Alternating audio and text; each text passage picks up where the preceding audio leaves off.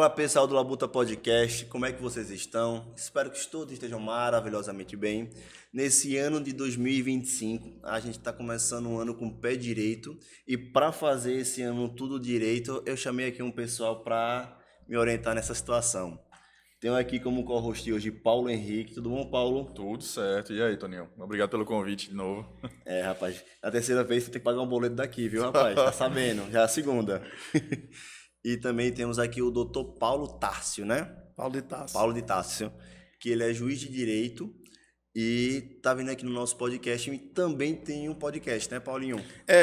Nós temos um podcast na UNEB, eu sou professor da UNEB. Também professor, né, além de Professor da juiz. UNEB, chamado Impertinência Jurídica. É um prazer estar aqui, atendendo esse convite, na verdade, uma convocação do meu amigo Antônio Araújo, e não poderia deixar de estar aqui, é uma satisfação, e a gente vai discutir aqui, juntamente com Paulo, Henrique, diversos pontos aí que vocês queiram abordar. Só externar minha satisfação de estar aqui com vocês. Nada, cara, eu que fico muito feliz em vocês estarem aceitando aqui o convite da gente, tá? Mas antes da gente começar, a gente tem que agradecer a quem faz isso acontecer. Que quem faz acontecer é a Nexus Studios, que se você tem interesse em fazer o seu podcast ou gravar o seu conteúdo em mídia social, corre aqui, bota o telefone na tela junto com o nosso QR Code aí da Nexus Studio, que não sei se vai estar aparecendo no WhatsApp ou Instagram, mas vai estar aqui, corre que o pessoal aqui é profissa. Quer ter essa qualidade, segue lá na Nexus Studio.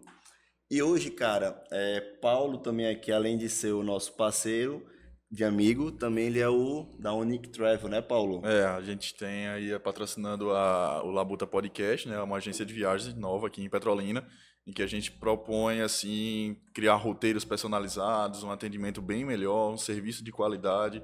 E se vocês quiserem viajar, viagens nacionais, internacionais, podem falar com a Unique Travel. Também vocês têm também pacote corporativo e também para quem quiser conhecer o Vale, né? A gente trabalha tanto com empresas, né, turismo corporativo, como também lazer. Então, pessoal, você quer conversar com o pessoal, já fazer seu orçamento, o QR Code vai estar aí na tela. E hoje, a gente, para esse podcast especial e começar o ano bem, a gente teve o patrocínio da VL Adega dos Vinhos, ou Adegas e Cachaçaria, desculpa, que ela fica ali no Jatobá, que eu acho que nós temos aqui, somos clientes deles, né, rapaz? Somos sim. São bons. Então, se quiser preço e variedade e qualidade, é lá, na VL Adega e Cachaçaria. A gente vai estar deixando aqui também a localização e o telefone deles, tá? E Paulo, cara, para quem não lhe conhece, quem é o Paulinho? De onde você veio? Como é que foi sua jornada, assim, um pouco mais breve até a magistratura do senhor? Como é que foi? Eu sou cearense, sou de Crato, uma cidade ali vizinha a Exu, né, a cidade mais próxima do Pernambuco. Duas cidades até irmãs, que tem muito em comum. Tem inclusive a Chapada do Araripe como linha divisória entre as duas. Morei um período na minha vida em Fortaleza como estudante. Depois, inclusive, fui para Fortaleza para ser piloto de avião. Oxente. Pois é. Aí fui fazer curso de piloto de avião. Não sabia nada do direito, nem queria nada com o direito, até porque eu não tinha nenhum familiar até aquele momento que tivesse qualquer capacidade de me influenciar nisso. Porque na minha família não tinha ninguém do direito. E por que ser piloto de avião? E aí era um sonho de criança, né? E aí fui para a aviação numa época muito ruim. Foi no pós-guerra do Golfo e as empresas estavam demitindo, o combustível com preço muito alto e uma dificuldade, uma crise absurda. Bom, então fui morar em Fortaleza para fazer aeroclube, né? E fiz ainda 3, 4 anos de aeroclube, fui tirando lá minhas carteiras e tal. Já chegou a pilotar um avião? Sim, sim. Não um avião de grande porte, né? Eu não cheguei a me profissionalizar. Eu estava ali, digamos assim, nos bancos de formação ainda, quando eu, vendo aquele sacrifício que minha família fazia para eu fazer aqueles cursos, eu já fazia faculdade, fazia o curso de psicologia, fiz por 3 anos, mas não terminei. Fazia para ser aquela, né, formação acadêmica. E aí, eu fui, como eu estava dizendo, fui fazer um concurso dentro daquele momento em que eu fazia psicologia. E esse concurso era mais no sentido de complementar essa minha formação, como eu falei, era muito cara e tudo. E aí fui fazer um curso para oficial de justiça, do Tribunal de Justiça do Ceará, que era um cargo nível médio na época. Foi aí onde eu tive o meu primeiro contato com o direito. Bom, naquele momento eu larguei tudo, deixei a aviação de lado, porque, de um certo modo, acabei sendo convidado pelo mercado para sair, porque não tinha emprego. E você pode sonhar aquilo ali e tudo, mas não vai realizar, você vai fazer o quê, né? Então, eu fui fazer esse concurso para oficial de justiça, passei, só vinha a ser chamado quando já fazia o curso de Direito, porque imediatamente eu deixei o curso de Psicologia e fui fazer o curso de Direito. E aí fiquei bastante encantado por aquilo, eu já gostava muito de História, né, não era um aluno ruim de português, então aquelas matérias que na época do vestibular, naquela época, eram exigidas como matérias específicas, tinha isso, né, naquela época do vestibular. Comecei a fazer o curso de Direito, no segundo semestre, mais ou menos entre o primeiro e o segundo semestre, eu fui nomeado no concurso de oficial de justiça e carreguei esse cargo até o final do meu curso. Próximo ao terminar meu curso, eu então deixei o cargo de oficial de justiça, pedi exoneração do cargo, porque eu pretendia fazer um concurso para promotor de justiça do Ceará. E nisso você já se formou? E isso eu estava terminando a faculdade, não tinha chegado a me formar, não. Faltava um semestre para eu terminar. Pronto, naquela época tinha a questão da OAB, como hoje tem, de fazer a prova também? Tinha. Então eu fui fazer esse concurso do Ministério Público do Ceará para promotor e tal. Estava terminando ali, estava projetando que ia sair o concurso, e para isso eu tive que me afastar desse cargo, porque eu trabalhava no interior do Ceará. Era muito distante. A cidade que eu fiquei nesse momento era Baturité. Era uma cidade a 105 quilômetros de Fortaleza. Interessante que tinha conexão de ônibus. Eu não conhecia isso. Você ia até a metade do caminho no ônibus e fazia conexão para Baturité. Então, a conexão a gente conhecia de avião, né? E a gente fazia conexão de ônibus. E aí eu disse, na época, para meus pais que não ia conseguir conciliar isso, com essa vontade de fazer esse concurso. Como a gente planeja uma coisa e sai de outra forma... Eu fui fazer, então, esse concurso para oficial, para o Ministério Público do Ceará, e acabei passando para a magistratura do Pernambuco e para a Advocacia Geral da União. Então, a Advocacia Geral da União, o primeiro concurso procurador federal... Rapidinho, vamos um pouco mais devagar, que eu também sou leigo aqui, talvez alguém que esteja assistindo a gente seja. Você falou que passou na magistratura em Pernambuco Não, eu passei na magistratura de Pernambuco e para a Advocacia Geral da União. O que seria? Pronto. Magistratura seria juiz, certo?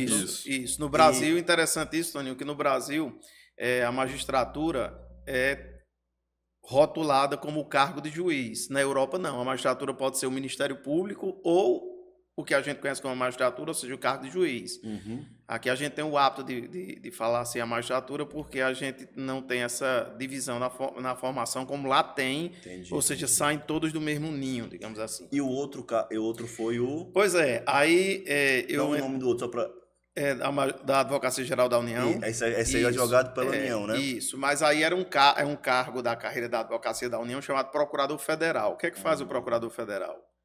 Ele defende as autarquias federais, né, fundações autárquicas, e foi a primeira vez que saiu esse cargo da Advocacia da União unificado, porque cada autarquia tinha seu advogado, tinha seu procurador.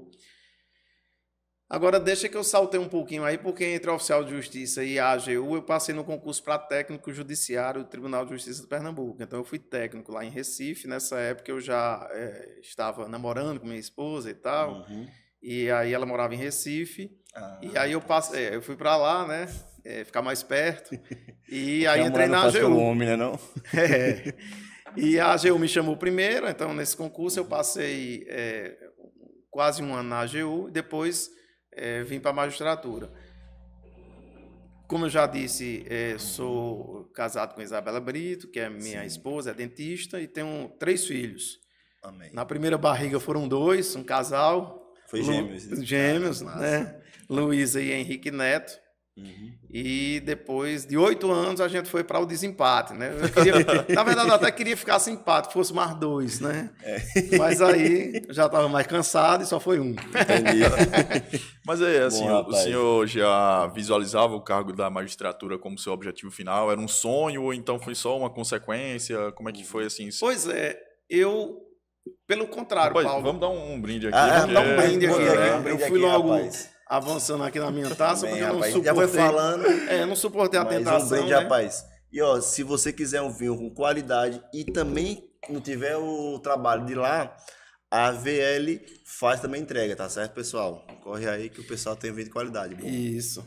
E aí, na verdade, foi o seguinte: eu estudei e achava que tinha vocação para o Ministério Público, e hoje acho que esse não acerto no concurso, digamos assim, não ter passado no concurso, foi um acerto na minha vida, porque eu acho que eu realmente me enquadro melhor no cargo de juiz, assim, pelo menos eu imagino. O seu né? perfil você vê que se quadra melhor. Exatamente. Então, quando eu era oficial de justiça, eu estava muito perto da magistratura e determinadas coisas que eu via na magistratura que eu, de certo modo, repudiava e tal, me fez pensar que assim, que era mais transformador o cargo de promotor de justiça, né? Que né? Sem dúvida alguma, porque São como eu todos digo, grandes cargos. isso. Mas assim, quem provoca a jurisdição são os advogados, né? São aqueles que postulam, dentre os quais nós temos o advogado estrito sensu, né? O advogado que a gente conhece, mas aqueles que postulam, ou seja, que têm possibilidade de tirar a máquina judiciária da inércia, e aí o Ministério Público é outro também, um agente importantíssimo, né, no Estado Democrático de Direito, fiscalizador da ordem jurídica. Dentro dessa trajetória, eu vejo que são muitos cargos que você foi passando, mas também teve concursos que você também não teve êxito? Sim. Só para que o ouvinte não entenda assim de forma atropelada, eu não fui do Ministério Público, não consegui passar no cargo, mas como eu digo, faço essa avaliação de que eu acho que a magistratura tinha mais o meu perfil, né? Sim, eu gosto muito de falar sobre isso, sobre o não êxito. Por quê? Nós vivemos hoje mergulhados em redes sociais, em informações, etc., dentro de uma teoria do êxito. Ou seja, aquele que está aqui ouvindo, que, por exemplo, fez uma prova agora e não passou, ou teve qualquer dificuldade na vida, ou foi um escritório que não deu certo, ou qualquer coisa, ele, de um certo modo, é taxado por esse mundo de hoje de um sujeito derrotado. Isso não é verdade. Então, assim, chegar num determinado momento da sua vida, quando você já fez algumas conquistas, né, e contar as conquistas, eu posso até contar, mas isso não me dá, não é o meu motor. Meu motor é olhar para aquele que não conseguiu, por exemplo, passar aqui na prova da OAB, ou sei lá o quê, e vai fazer de novo, para ele entender que, no meu caso específico, eu fiz 26 concursos. 26. E aí passei num concurso para oficial de justiça, como eu já narrei aqui, para técnico judiciário do Tribunal de Justiça de Pernambuco, para técnico judiciário da Justiça Federal. Esse cargo eu nem ocupei, porque a AGU me chamou, né, a Advocacia da União, para a AGU, para a Magistratura do Estado de Pernambuco e, posteriormente, para a UNEB, para professor da UNEB. Então, 6 eu passei. Eu queria deixar registrado isso, 20 que 20 eu não passei. A maioria. A regra é não passar. Não passar. E eu muito digo muito não, né? E eu digo isso assim para tranquilizá-los, né? Tranquilizá-las também, aquelas que estão vivendo assim um momento de dificuldade, né? No encontro dos seus objetivos, para entender isso, que se alguém gosta de usar essa retórica do sucesso ou qualquer coisa, eu repudio por demais, né? Eu sou da retórica da felicidade, né? Então, você fazer aquilo que você gosta, você sair de casa para trabalhar e achar que seu cargo é importante. Propósito, né? Exatamente. Seu cargo é importante, seu trabalho é importante, seu podcast é importante para disseminar conhecimento, como vocês estão fazendo hoje aqui, experiências, etc. Isso é que completa o ser humano, né? Sim, sim. Então, assim, status relacionados a determinadas condições e tudo, quando aquilo ali não tem a ver com você, o que importa isso, né? O que é bom para isso? Então, eu acho muito bom, eu achei muito boa a sua pergunta que você fez essa colocação, porque, assim, nos ambientes que eu sento para conversar, para bater um papo, para uma entrevista ou qualquer coisa, eu sempre gosto de fazer esse registro, né? Eu estou realmente nadando contra essa maré aí da teoria do sucesso, né? Nós precisamos entender que a gente perde mais do que ganha. E também dentro desse crescimento, uma coisa que me deixa curioso é, cara, algum desses concursos que você acabou passando é a realização pessoal de muita gente. Tipo, eu quero chegar nesse local. Mas você até respondeu o motivo da mudança, né? Você foi mudando porque você não estava 100% satisfeito até que encontrou um que foi a magistratura, Isso. que você conseguiu mais. Eu coloquei como alvo o Ministério Público. Não passei na magistratura e me encontrei ali, né? Me encontrei ali na magistratura, eu gosto muito de exercer a magistratura. Comecei a magistratura em Pernambuco, numa cidade chamada Ipubi, aqui no Araripe, né? Bom. Todos aqui da região conhecem. Depois fui para Bodocó, fiquei lá 8 anos, onde eu praticamente criei meus filhos mais velhos, né? Esses 2 que são gêmeos. E depois vim para... tive a sorte de vir para Petrolina, uma cidade que gosto muito. Vamos fazer um pouquinho com parênteses, certo? Com calma. Beleza, você fez a prova, passou. Quando a pessoa passa em um concurso público, a pessoa no outro dia já é chamado, já começa, Depende. Como é que é isso, para eu entender como é que funciona esse mundo de concurseiro? Veja, Antônio, tem concursos, inclusive, que nem Chama. nomeia a pessoa, né? Paulo deve viver muito isso no escritório, de escutar esse tipo de depoimento, porque a pessoa, quando faz um concurso, se for, por exemplo, um cadastro de reserva, ele não tem a garantia de que vai ser nomeado, né? Quando há vagas, ele tem que, ali dentro do período de validade do concurso, ser nomeado, né? Quando há vagas. E há essas frustrações. Eu conheço pessoas que passaram em concurso difícil, né? E não foram nomeados, porque não foram nomeados, na verdade, quase não se nomeou ninguém, né? É muito frustrante isso, é muito ruim, né? Eu falo que estudar para concurso é uma auto-humilhação constante. Porque você estuda aqui uma coisa, aí acabou de estudar, vou resolver uma questão. Aí erra a questão, aí você fica, rapaz, aí você vai, estuda, e vai para a prova, não passa. Aí depois quando você consegue passar, aí vem a luta para ser chamado, que aí você tem que passar por essa humilhação. É humilhação até o final. Rapaz, mas eu imagino que a satisfação de conseguir ganhar e conseguir... E o êxito é muito grande. Isso. Agora, vamos lá. O que é que levou você... Não, acho que professor foi um pouco mais depois, não foi? O concurso? Foi. Já estava aqui, foi em 2013. Pronto. Aí... Como eu posso assim adiantar, eu sempre tive vontade, mas eu estava tão longe, né? Eu estava na cidade onde não tinha campus universitário e tudo. Passei 9 anos lá no Araripe. Boas recordações. Eu queria saber, assim, o senhor pegou muito essa transição, né? Acredito que na sua época você ia até uma biblioteca para achar um artigo de uma lei, um artigo era uma dificuldade para encontrar, para estudar, era muito mais difícil. Hoje a gente abre o Google lá, bota lá o número da lei, acho o Gov, em 1 segundo eu acho o artigo que eu quero. Como é que você enxerga essa transição do direito e da facilidade hoje? Tem uma democratização maior, né? Eu me lembro que quando... eu morava em Fortaleza e era bem mais jovem do que hoje, né? Tinha em torno de 16, 17 anos. Sai uma coluna lá na Veja, onde Petri dizia o seguinte, que colunista, ele dizia que a revolução do conhecimento seria a internet. E naquela época eu achei aquilo um absurdo, a internet tão cara para você conectar na internet. Vejam, quando eu cheguei em Ipubi, em 2004, eu ainda tinha aquele horário de fazer aquela conexão de internet pelo telefone, né? Então a gente tinha, eu não estava, a minha esposa não estava naquele momento lá, e eu combinava com ela, ó, de 8 às 9, ninguém liga um para o outro, porque eu vou estar aqui descarregando a internet, né? Era assim. Então imagine na época que eu morei em Fortaleza, e ele dizia isso, né? Dizia, olha, a internet que está vindo aí vai ser uma revolução no conhecimento. Um negócio inacessível, que revolução do conhecimento, cara louco é esse e tal, né? E hoje a gente verifica que sim. Na época que eu estudava em Fortaleza, ainda existia um sujeito lá em Fortaleza que ele era um advogado que ele só fazia uma coisa, guardar jurisprudência. Ou seja, saía aqueles julgados nos jornais, porque os julgados são publicados nos diários, né, de justiça, né, e ele recortava aquela resenha, aquela ementa, aquele julgado. Caramba, via no jornal, nunca soube disso. Colava num papel, guardava no arquivo, e aí você chegava lá e ele cobrava por esse serviço, claro, e dizia assim, doutor fulano, eu vou sonegar o nome dele aqui, porque eu não tenho autorização para falar. Eu queria jurisprudência sobre dano moral. Aí ele, certo, aí ele pegava um caderninho e colocava lá, dano moral. Especificamente o quê? Não, a lesão corporal. Ah, tá, lesão corporal. Amanhã você vem aqui. Aí ele ia abrir aqueles arquivos, viu?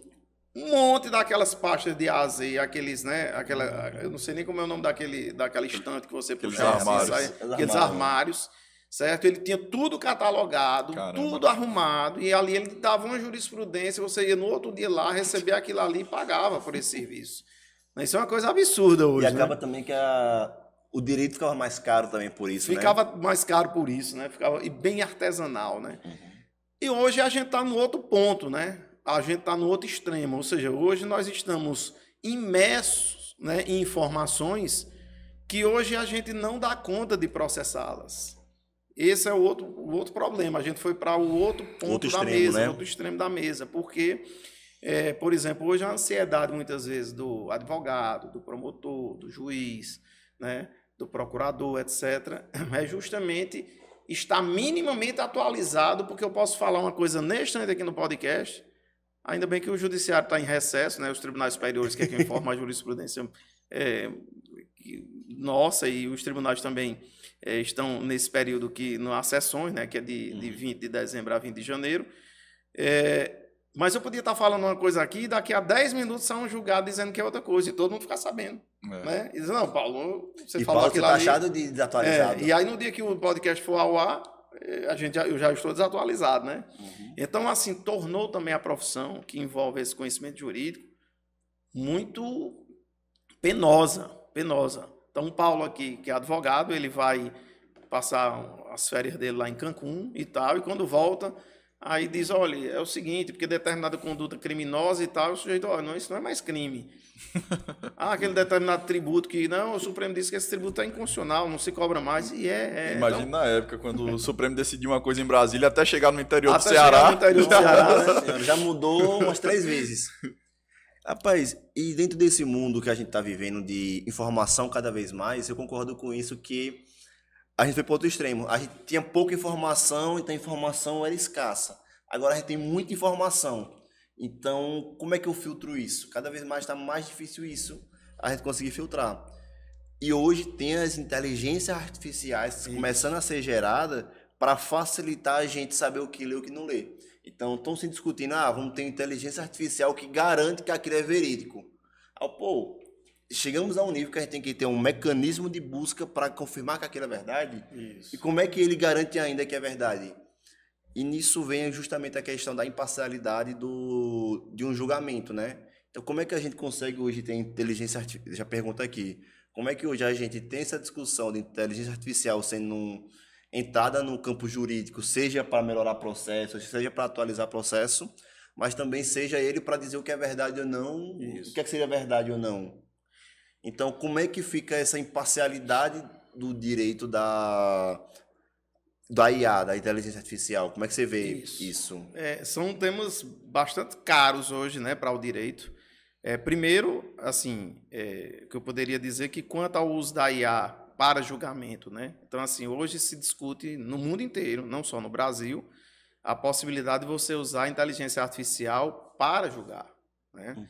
E aí tem muitas discussões do ponto de vista ético, filosófico, etc., em relação a isso. Eu, nesse primeiro passo, poderia dizer o seguinte, que como a gente vai discutir isso na pergunta relacionado à questão da imparcialidade, primeiro, a inteligência artificial lê o processo, né? O processo é aquele instrumento, os autos processuais que a gente diz, é aquele instrumento que o juiz tem para ver a realidade, né? O juiz vê a realidade pelo processo, né? Até se diz, o juiz ele deve buscar verdade real. Ele pode, eu não gosto muito dessa terminologia, verdade real, mas ele pode até buscar. Agora, alcançar nunca ele vai alcançar, porque ele vai ver a realidade, né, através daquele instrumento ali que é o processo. Então, quando eu coloco a inteligência artificial, por exemplo, para julgar, ela olhar aquele instrumento que são os autos processuais e dali tirar uma interpretação do que é justo, eu acho isso muito perigoso. Por quê? Existe um autor que se consagrou com uma obra monográfica, mas de extrema inteligência como ele é, chamado Luiz Greco, que ele escreveu um livro, a questão relacionada ao juiz robô, o julgamento sem responsabilidade, né? Então, o juiz robô, ele não vai ser preso, ele não chora, ele não sente, ele não fica acordado à noite pensando num processo. E o que é que acontece, então? Quando você vai examinar todas aquelas categorias relacionadas à possibilidade de um erro judiciário, às vezes a IA, como ele coloca bem no livro, consegue superar uma série de coisas. Por exemplo, a possibilidade de o juiz ser enviesado por uma determinada tendência. Quem programou a IA enviesou a IA para uma determinada tendência, aí cai na questão relacionada à imparcialidade, mas o juiz também pode ser enviesado. Então ele vai vencendo uma série de questões. O problema da gente ser julgado um dia pela IA, e nós já tivemos experiências terríveis no mundo, como o Compass nos Estados Unidos, né, que foi usado um computador para fazer julgamento. Esse computador, por exemplo, ele colocava uma tendência de reincidência enorme na população afrodescendente nos Estados Unidos, né? Então, porque o enviesamento na programação dele foi uma coisa absurda. Tem um livro, se eu não me engano, que é Algoritmo de Destruição em Massa, que Pois fala é. justamente isso Exato. que você trouxe agora, do viés. É porque faz-se a propaganda de que a IA ela vai ser imparcial. Imparcial. Só que o ser humano, por natureza, ele nunca consegue alcançar a imparcialidade. Isso. E quem programa a IA é um ser Eu humano. gosto muito desse tema da imparcialidade no direito, né, especificamente no direito, porque até escrevi sobre isso. Então, o que é que vai acontecer com aquela inteligência artificial? Ela nunca vai ter um ingrediente, esse sim, insuperável, que ele coloca lá no livro, que é a chamada empatia, né? Então, assim, quando eu julgo alguém, eu tenho um mínimo de empatia de que eu consigo me colocar, por exemplo, na condição daquele sujeito que pratica um ilícito civil, um ilícito criminal, um ilícito administrativo. Eu considero a categoria humana, eu considero a humanidade que existe ali. A IA nunca vai fazer isso, porque ela não é humana, né? Então, se por mais que você programe essa inteligência artificial, há também discussões enormes sobre se essa inteligência é inteligente, né?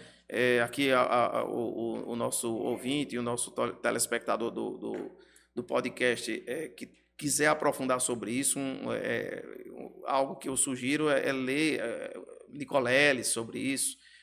O nosso grande neurocientista, né, radicado nos Estados Unidos, que inclusive lançou um romance agora muito interessante, Nada Será Como Antes, um livro onde ele fala muito sobre ciência e tudo.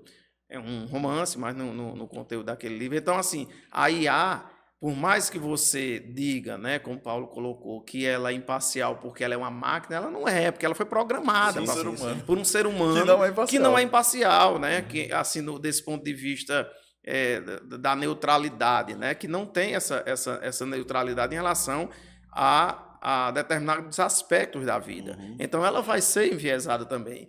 E quando eu digo assim, não, eu vou colocar só para ela ler o processo, eu que vou julgar, com base no resumo que ela fez. Eu vejo outro problema aí, que hoje eu vejo muita gente que defende a IA, respeitosamente eu discordo, mas não percebe que é o seguinte, um exemplo bem simples que eu gosto de falar sobre isso aqui. Então, eu estou viajando, eu estou lá em Recife, e Antônio está aqui em Petrolina, e Paulo quer vender um carro. E eu digo, Antônio, tu pode ir lá na casa de Paulo, que eu estou me referindo aqui, não eu, né, Paulo Henrique, Paulo Siqueira. Tu pode ir lá olhar o carro de Paulo para ver se vale a pena eu comprar?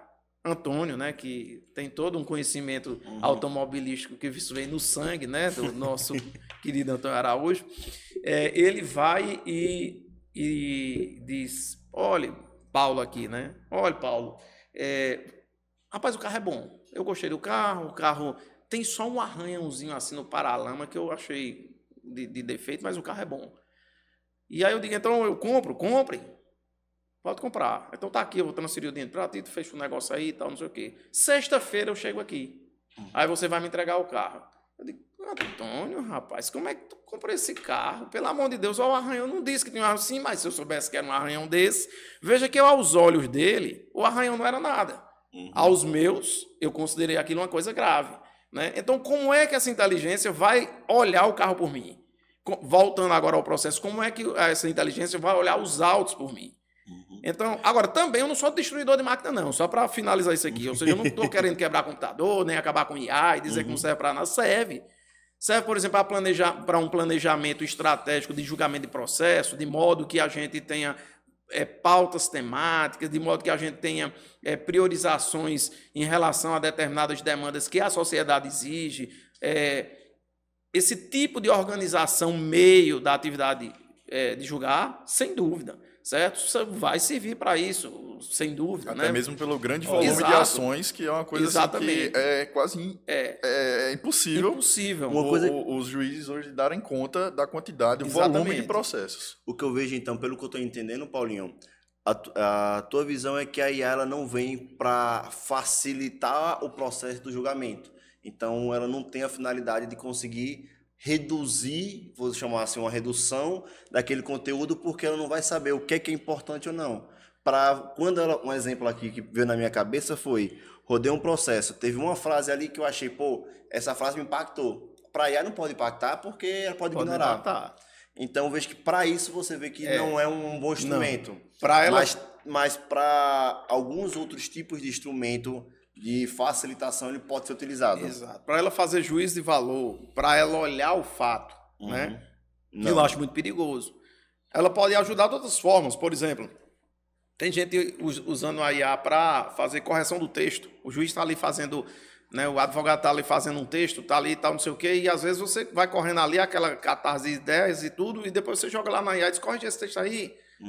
E ela vai lá e corrige. Não é nada de mal. Nisso, pesquisa jurisprudencial. Pesquisa jurisprudencial do conhecimento que eu tenho, assim, é muito restrito nessa área do que diz respeito à operação em si, né? Eu tenho mais, assim, indagações, né, e, digamos assim, investigações pessoais em relação digamos assim, a filosofia da coisa em si, mas pesquisas jurisprudenciais, me parece que ela ainda não é muito confiável, porque ela ainda não tem e ela vai aprendendo, né? A linguagem o aprendizado de máquina, ela vai aprendendo. Ela volta aquela história, né? Ela não tem o que a gente falou antes, agora já pode ser outra coisa da IA. Isso, ela não tem ainda essa sofisticação de dizer assim, não sei.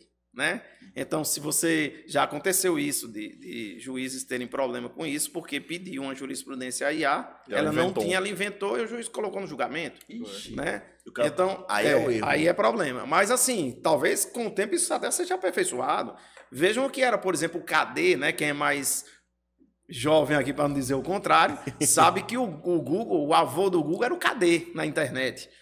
Então pode ser até que vocês dois nem se lembrem disso, não, né? Mas ainda bem que a gente tá tomando um vinhozinho aqui, eu não vou ficar, né, envergonhado com isso. Mas veja, o KD era o vovô do Google, né? Então você dizia assim, onde fica, como é o nome da capital da França? O KD ia lá e dizia, né? Rapaz, hoje o Google faz isso com uma precisão absurda, né? Você vai encontrar vários conteúdos lá que ele faz essa pesquisa, então tem um algoritmo por trás para trazer a questão de referência, fundamentação, tem todo um aqui por lá, né? Mas assim, hoje o judiciário, né, ele é tão inflado de processos e a quantidade extrema de litígios todos os anos superando o número, não cai, é só aumentando, E acho que a IA ela vem para essa questão organizacional. Veja, agora, o julgar, eu acho que é uma discussão bem mais complicada. Nos escritórios de advocacia, a IA já é utilizada de forma... não vai ter muito problema, Não vai ter muito problema, porque você propôs, você faz ali uma petição... Não tem problema quando dá merda em um julgamento, alguma coisa Mas o advogado vai lá e programa a IA para fazer uma peça, depois ele faz uma leitura lá da peça e tudo. Não vejo muito problema, não. O que eu gosto de pensar, assim, puxa para minha realidade mais, é que... Tu é de 99, né? Sou. Pronto, a gente pegou o comecinho dos anos 2000, sou um pouquinho mais velho, sou 97, então comecei aquela geração... Fui a primeira geração a .com, a ver o telefone surgindo, peguei aquela rabetinha que não tinha ainda isso, comecei a pegar. E eu lembro muito dos trabalhos das escolas que ver o Google, Ave Maria, salvou muita gente. Quem tem acesso, quem tem uma house perto de casa, também as regiões que tinha. Aí veio o Wikipédia. Então, uma pesquisa de geografia sobre a Brasília geográfica e tal ponto. Botava no Wikipédia, copiava, colava. A professora via, rapaz, tu copiou do site assim, assado. Mas aí, aí vem a questão do plágio. Que é a questão, assim, né, que o ser humano ele tá ficando com preguiça de estudar e de aprender. Sim. A gente tá terceirizando tudo mas que é em relação ao aprendizado. Mas você vê que isso já vem desde da primeira década do milênio agora. A primeira a fazer isso foi a calculadora. Você Também. não precisava parar para fazer uma coisa. A calculadora foi uma revolução. Foi uma otimização de tempo gigantesca a calculadora. Mas aí o que eu vejo é bom ou ruim isso? Depende. Como assim? Vem a história da utilização. Como é que eu vou utilizar isso? Então, pô, é errado hoje, depois de não sei quantas décadas, anos aí, mais de uma década aí do Wikipédia, a gente olhar para trás, ver aquelas informações e utilizar elas, era errado porque antes do Wikipédia a gente tinha que ir para a biblioteca, tinha que meter a bunda na cadeira para estudar. Agora com o computador fica fácil. Agora com a IA fica fácil. Agora, a época dos Incas e Astecas é o Wikipédia, né? Não é mais a IA, vou dizer assim. Isso. Então, como é que a gente vai utilizar isso? Pelo que eu estou vendo, dentro do direito, a discussão é nessa linha. Como é que a gente vai estar utilizando isso, que é toda a discussão que vem para a tecnologia, né? Isso. Como é que vai estar utilizando? Nesse mar de informações que a internet se revela, né, é bom que a gente tenha cuidado. Quando a gente vai pesquisar alguma coisa na internet, ali há um mar de informações boas e ruins. Uhum. Corretas e falsas, né? Então, assim, há um rio, digamos assim, de água límpida, onde se joga muito esgoto dentro desse rio. Uhum. Né? Então, as pessoas muitas vezes, e aí vem a questão do viés, né? Por exemplo, eu sou fumante e eu quero uma pesquisa aqui científica que defenda o uso do tabaco. Morre mais aí você vai lá e coloca no Google, você vai achar alguma coisa nesse sentido, certo? E o que me preocupa na sociedade de hoje é essa imediaticidade das informações que você captura ali na sua tela de primeiro plano. Ou seja, como o Paulo estava colocando, não há uma verticalização sobre essa informação, se ela é verdadeira, se ela é falsa. Não há nenhum amor pela ciência, né, naquilo que é a busca de uma verdade. Então, o que se quer é resolver imediatamente aqui uma questão que surge na cabeça, e aquilo ali, as pessoas perderam, por exemplo, a capacidade de ler 1, 2, 3, 4, 5 livros sobre um tema. Uhum. Por que eu vou perder tempo com isso? Se a IA pode responder para mim. Aí é onde está o perigo. Você tem um podcast que resume o livro em 12 minutos. Pois é. Hoje eu tenho um aplicativo que resume livro em 12 minutos. Isso, eu não preciso ler a tese de Paulo. Eu coloco lá no IA, ela lê, certo? E vai voltar àquela história do carro. Vai dar os pontos que ela achou interessante em relação àquilo, né? Muitas vezes até vai criar um juízo de coerência em relação àquele texto de Paulo, que nem é coerente, num exemplo aqui que a gente possa dar, né? E a gente vai começar a ver o mundo agora pela lente da IA, porque, vejam, eu fico pensando no Newton, né? Ele lá embaixo daquela macieira, no dia que a maçã caiu na cabeça dele, né? Aquela lenda, aquele mito, né? Do estudo da gravidade. Ele não tinha nenhum IA e ele pôde ver o real. Ele pôde ver que a maçã era podre ou não era podre, que estava ventando ou não estava ventando. Mas hoje, olhar o mundo pelo mundo da IA vai dar aquilo que Nicoleles, né? Repito aqui, porque gosto muito das colocações dele sobre inteligência artificial, vai dizer que é uma visão de túnel da realidade. Né? Então, o que é que vai acontecer? Nós não vamos ver, se eu puder descrever isso aqui numa... Que seria uma visão de túnel. Pois é, uma visão de túnel da realidade. Veja só, a IA vai colocar algo para você ver. Se não está na IA... Olhe bem aqui, né, minhas mãos aqui em volta do meu rosto. Então, dentro disso aqui que a IA me colocou para ver, ótimo. E o que está aqui? Não presta. Fora do túnel. E será que não é importante? Será que não é o arranhão do paralama do carro que eu colocava para exemplificar? Uma viseira de burro. Uma viseira de burro. Exatamente, uma viseira de burro. Então, ela vai ser uma viseira. Essa visão de túnel, né, não vai me permitir que veja, né, o fenômeno, o evento que eu estou analisando de forma global, né, de forma holística. Ou seja, eu vou ter um reducionismo feito pela IA. E aí eu fico me perguntando, por exemplo, os cientistas da nossa área, das ciências sociais aplicadas, vão se reduzir às interpretações que a IA vai dar sobre um determinado fenômeno? Há uma pergunta que eu faço agora. Hoje a gente, com o avanço das redes sociais, com a ideia do Zuckerberg, de quero fazer o Facebook para me conectar com mais amigos, tem mais gente, para conectar com pessoas que são parecidas comigo. Começou a surgir as tribos. Cada tribo, cada grupo começou a estar ali e cada vez mais está mais isolado. Então, a viseira de burro, acho que para mim fica mais sentido falar viseira de burro. Do que uma que você falou visão de túnel. Visão de túnel. Né? Enfim, é o mesmo conceito, né? Mas é o mesmo conceito. O que a gente faz com o coitado do burro é isso. Pra ele não olhar rapaz, o pasto que tá ali de lado, não se distrair. Exatamente isso. Então a gente vê que esses grupos hoje, cada vez mais, a gente tá restrito em uma bolha social, seja de um ponto, seja de outro. E a IA também tá trazendo esse ajudar mais a ver o mesmo mundo, ver as mesmas verdades. E aí vem os algoritmos. Você vê nessa linha isso. O mundo hoje está formado? Isso. E, inclusive, com a devolução de feedbacks que interessam a essas redes. Então, por exemplo, eu vou citar uma hipótese aqui.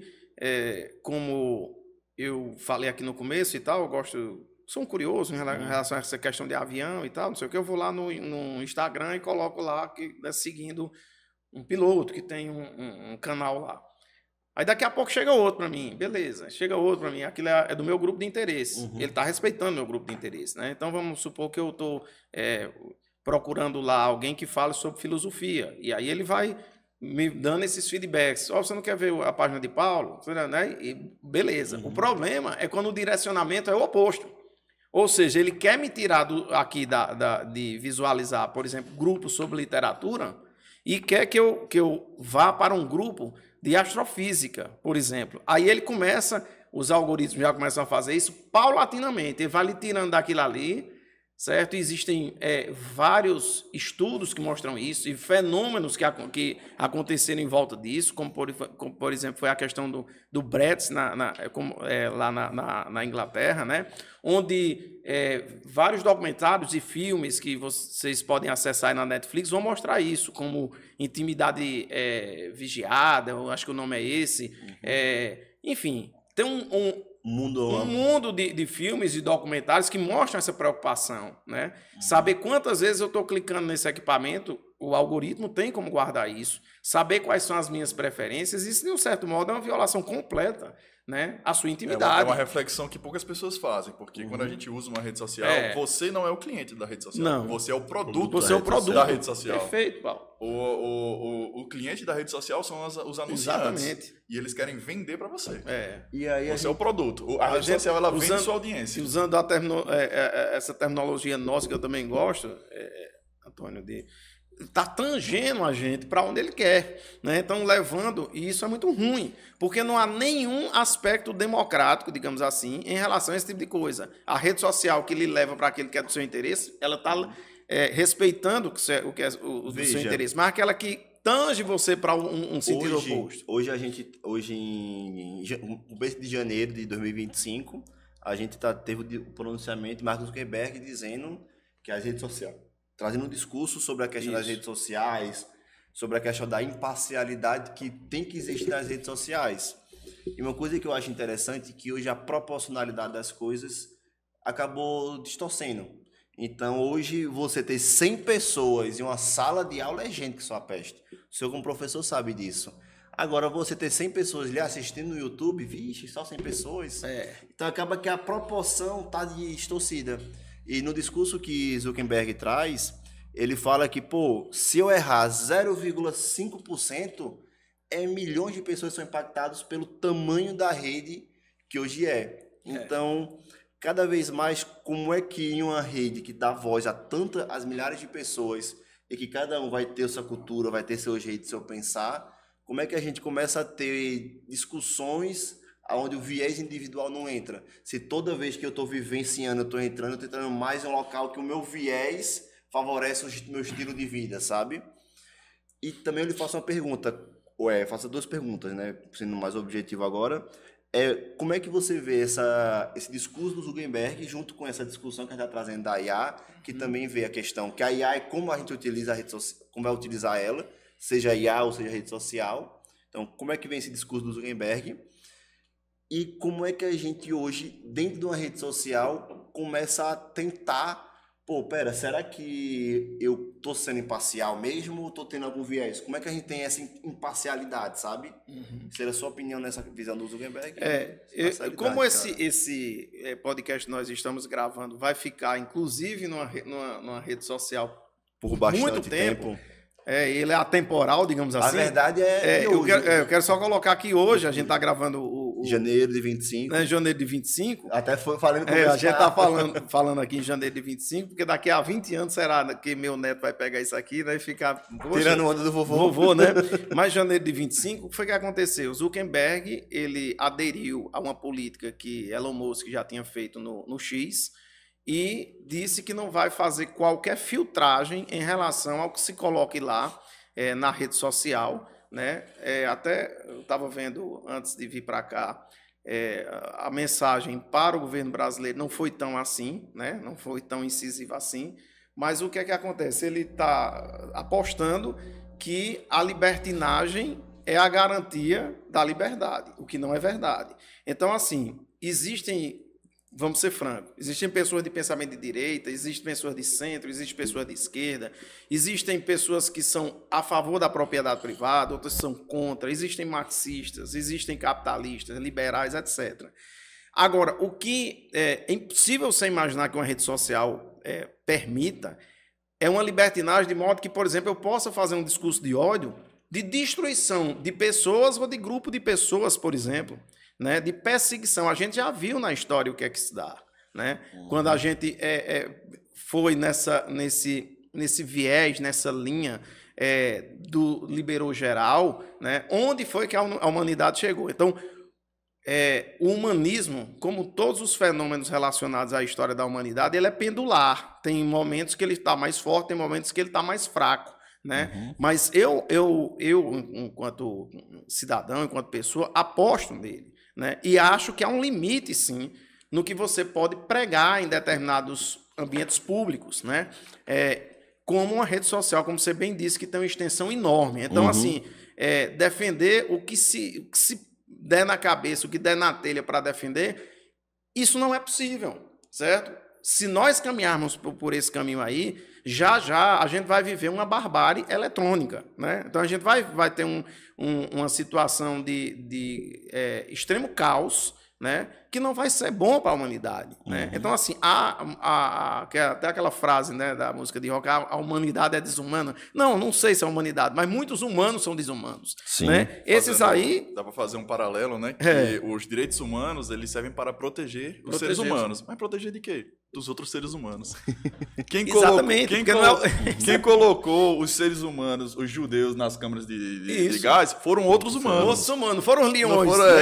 Então a gente... A sociedade, ela tem um poder autodestrutivo. Então, assim, quando a gente parte para esse tipo de caminho aí, é para contemplar um interesse, sim. Ora, se eu tenho uma rede social que ela não tem limite e eu posso colocar o que eu quiser, isso é muito mais lucrativo. Isso é muito mais lucrativo, é muito mais interessante. O meu adversário comercial ali não está impondo limite algum, eu também não vou impor mais. Né? Onde é que eu vou ter um retorno maior do que eu quero, que é propagar uma mensagem. Exatamente. Seja então, qual for, onde né? é que nós vamos chegar com isso, né? E é o que as pessoas confundem hoje, né? Liberdade é uma coisa, libertinagem é outra coisa. O exagero. Exatamente. Sim, então, sim, assim, sim. é muito preocupante a quadra que a gente vive. Digamos assim, quando a gente estuda história, a gente vê aqueles marcos que mudam a Idade Antiga, a Idade Média, né? A Idade Moderna, a Idade Contemporânea e tudo. Então, a tomada lá de Constantinopla pelos turcos foi um marco, né? A Revolução Francesa foi outro marco, sem dúvida alguma. Revolução Industrial. E a gente está passando por um marco, né?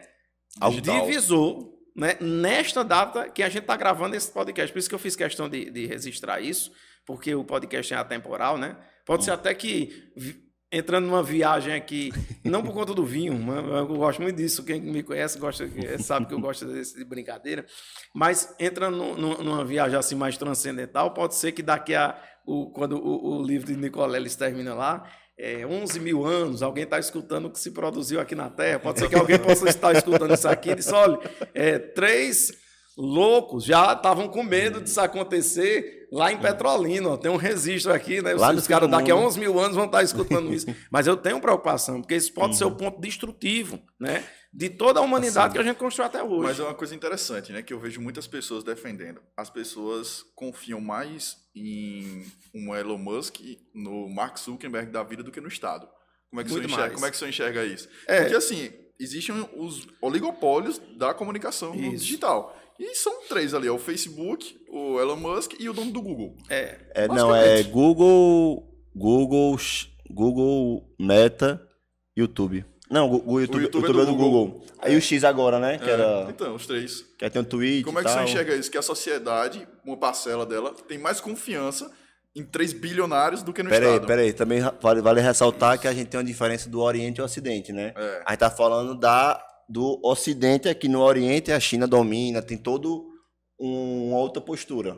Muitas vezes a gente erra com isso. Acha que toda a nossa visão daqui é o mundo todo, mas não, é só metade. Eu acho que, assim, começando pelo que o Antônio está colocando, acho que o que prejudica demais a gente enxergar os fenômenos políticos e sociais aqui no Ocidente, especificamente, é porque a gente acha que tudo é a cultura ocidentalizada, como você bem colocou. Por exemplo, eu vejo muita gente dizendo assim, porque a China não é democrática. Calma. Então, veja. O que é democracia? E o que é democracia para o chinês? Você já parou para pensar que eles não foram influenciados pela Revolução Francesa?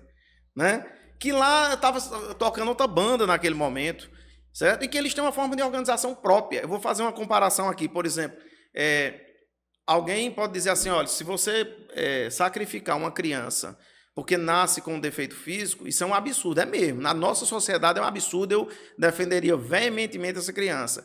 Mas uma tribo indígena lá no alto, né, do Solimões, que é nômade e que não pode carregar aquilo ali, faz aquilo como uma devolução aos seus deuses, àquela criança, né, e faz aquele sacrifício, porque são outras condições materiais de vida.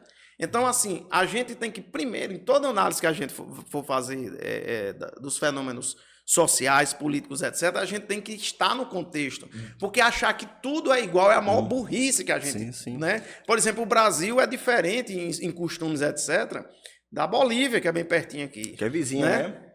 Pois é, que é bem pertinho. Imagine você fazer uma comparação sobre democracia entre o Ocidente e o Oriente.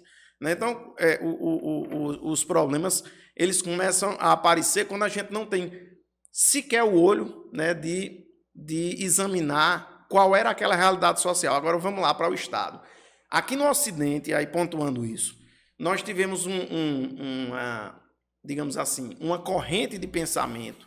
Nós temos uma corrente de pensamento que ela, primeiro, ela se usufruiu desse Estado, né? Ela fez uma ruptura com o Estado feudal para a constituição de um Estado burguês.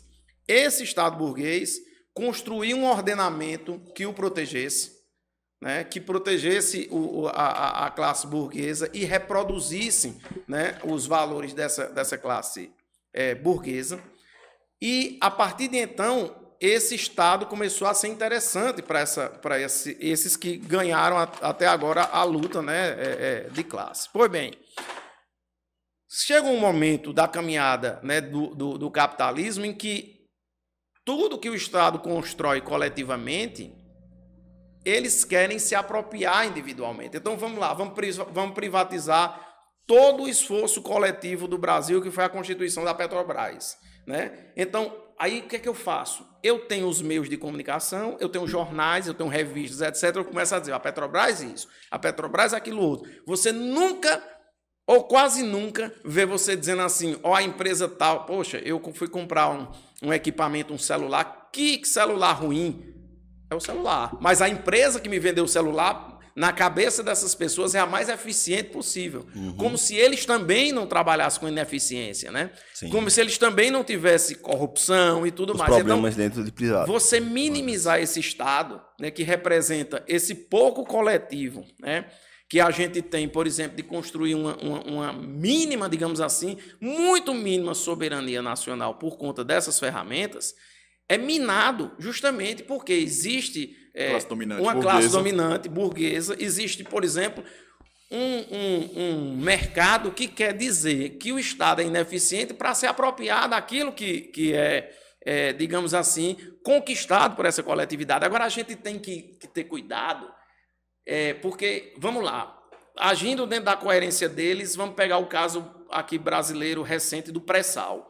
Então, o professor Guilherme Estrela, ele coloca nas suas palestras, o maior entendedor de petróleo, que foi entregue um poço de petróleo naquela região a uma dessas operadoras, Shell, essa não sei qual delas, BT, não sei, para perfurar aquele poço. Quando eles chegaram no sal, porque a história da pré-sal, né, tá abaixo do sal, porque é de dentro para fora da terra. Então, quando eles chegaram no sal, eles entregaram o poço ao Brasil e disseram, ó, a gente não tem mais interesse em perfurar. Por quê? Não, porque acabou aí e tal, a gente chegou no sal. Foi uma empresa pública como a Petrobras que investiu em torno de 300 milhões naquela época e disse, eu vou perfurar o pré-sal, que está abaixo do sal. E descobriu essa maravilha que faz com que a nossa balança comercial, por exemplo, bata recorde. A descoberta do pré-sal foi um bilhete premiado. Foi um bilhete premiado na história para o Brasil. A educação brasileira, o investimento em escolas públicas aumentou muito para isso. Exato. Então, e só para é um fundo que recebe essa estatal. E só para contextualizar, a gente está à beira de ter a segunda maior descoberta de petróleo do Brasil. Mas tem um fato interessante, né? Porque se eu Mas só para concluir isso, veja só. Aí o que acontece? Cadê a eficiência da Shell de ter achado esse pré-sal? Não achou. Foi uma empresa pública, né? Que conta com o investimento de todos nós, que fez essa, entre aspas, aventura industrial, essa aventura exploratória, e foi buscar isso aí. Agora todo mundo quer isso. Mas quer o quê? Quer individualizar essa riqueza. Veja. Aí é muito destrutivo mesmo o discurso que se estabelece em relação ao Estado e desonesto. Porque o Brasil, por exemplo, é um país que, de poucos os países que você vê no mundo, não tem por exemplo, por isso que isso aqui é importante, não tem uma TV pública que dê voz, por exemplo, quando alguém diz assim, eu vou privatizar a Petrobras. Vamos abrir o debate público? Bora. Não tem. Então, as emissoras que a gente já conhece, consagradas aí, vão ser a favor disso, porque seus patrocinadores estão defendendo isso, certo? E aqueles que são contra não vão ter voz. Não vão ter voz nem pagando. Eu tenho Isso aí entra na questão dos oligopólios do petróleo e tudo, né? Nem pagando, nem que você chegue lá e diga assim, eu quero comprar. Vamos lá, o sindicato dos petroleiros quer fazer um programa aqui na TV X, certo? Contra a privatização dessa empresa. Você não vai conseguir. Certo? E olha que aquilo ali é uma concessão pública. É rádio e televisão. Você não vai conseguir falar. E como o Brasil não tem espaço público para essa discussão, eles fazem o que querem. Então, veja só. Pasmem. Mas os Estados Unidos têm. Que é um país liberal, né? Paulinho, eles têm uma TV pública. A Inglaterra tem. A França tem. O Brasil não tem. O Brasil não tem. Mas o Brasil tinha, não? Uma TV Brasil. Tem esses protótipos aí. Mas aí não tem uma relevância, né? Não tem uma relevância tem. midiática, né? Mas veja, tem um caso que a gente pode falar que é o melhor exemplo do mundo para falar, que é os Estados Unidos. Hoje, o ministro dos Estados Unidos, que é o Elon Musk, sem o dinheiro público, ele não seria o que ele seria. Por quê? Não sei se é de conhecimento em geral, mas é mérito do Elon Musk a coragem dele de dizer, eu vou fazer um foguete da ré. Ele pegou todas as economias, seus 200 e poucos milhões de dólares lá, e gastou para o foguete da ré. E dentro disso, a NASA tinha, que a NASA é uma instituição estatal do governo, que o dinheiro vem do pagador do imposto americano. Isso.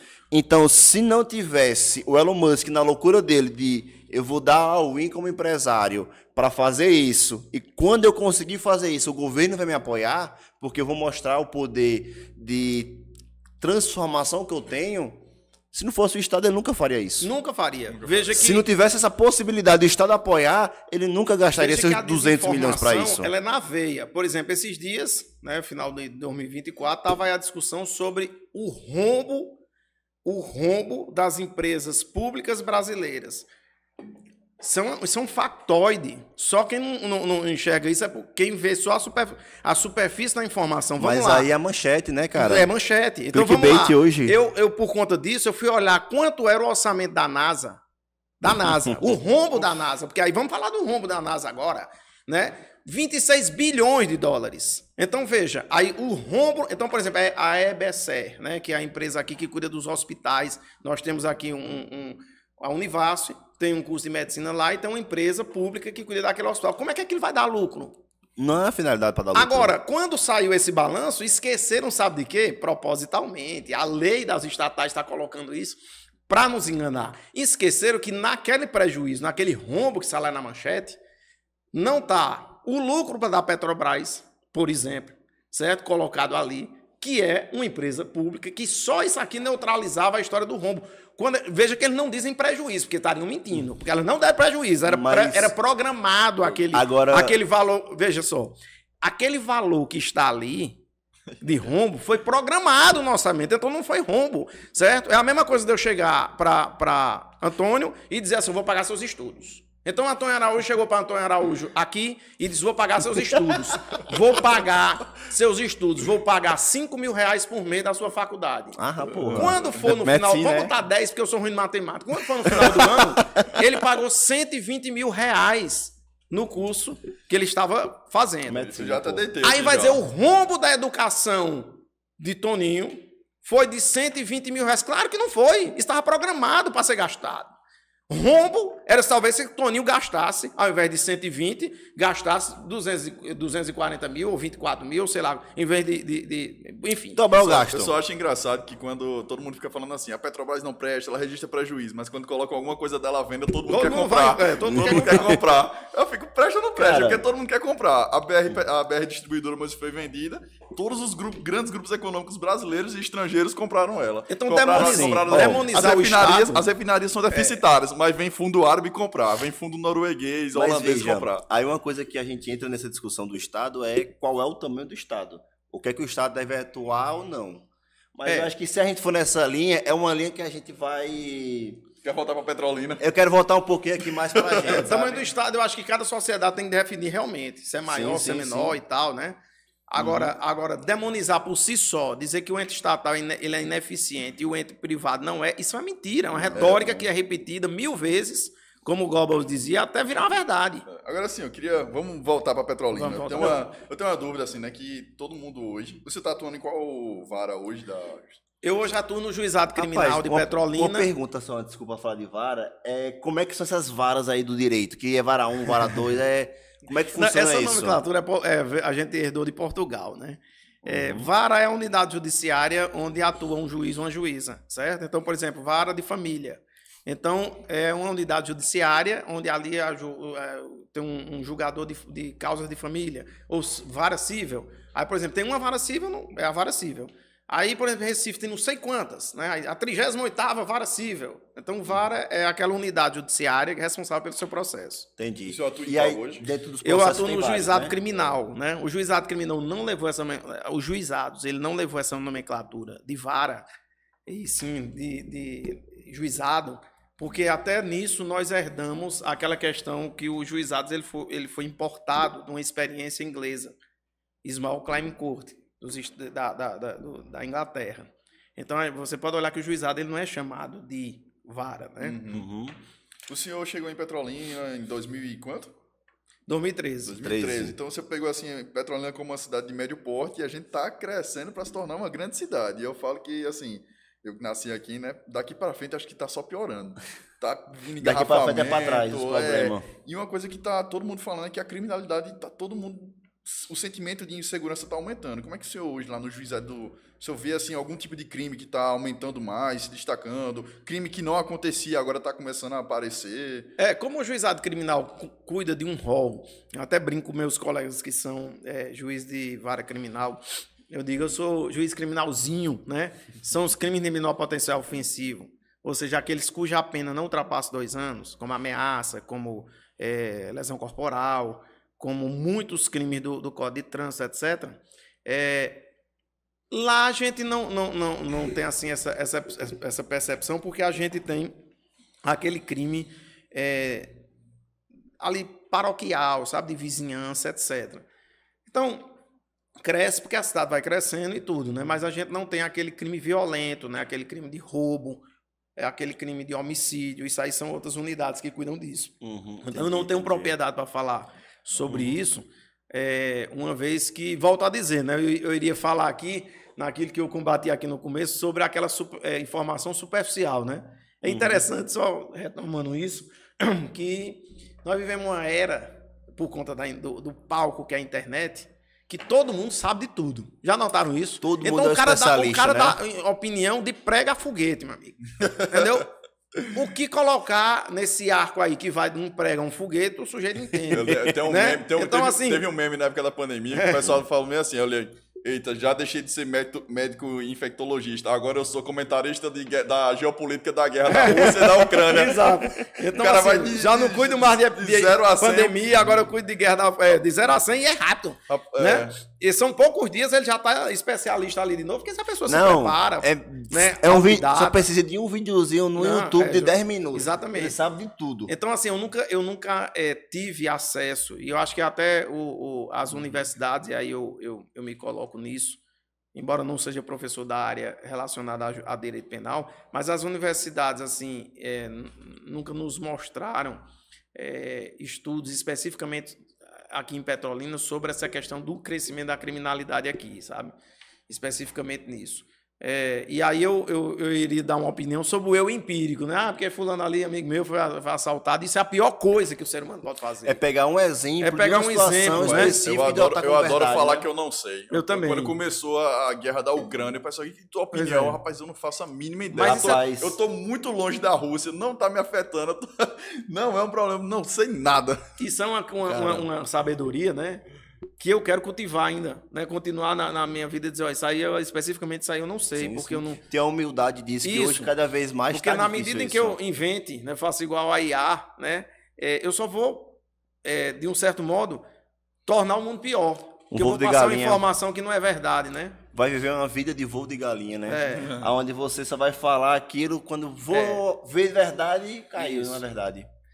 Rapaz, Paulinho, uma das perguntas que eu estava revendo aqui, uma das perguntas que eu gostaria de fazer para você é a questão do direito e deixar claro, se voltasse no tempo, você faria o concurso novamente de juiz de direito?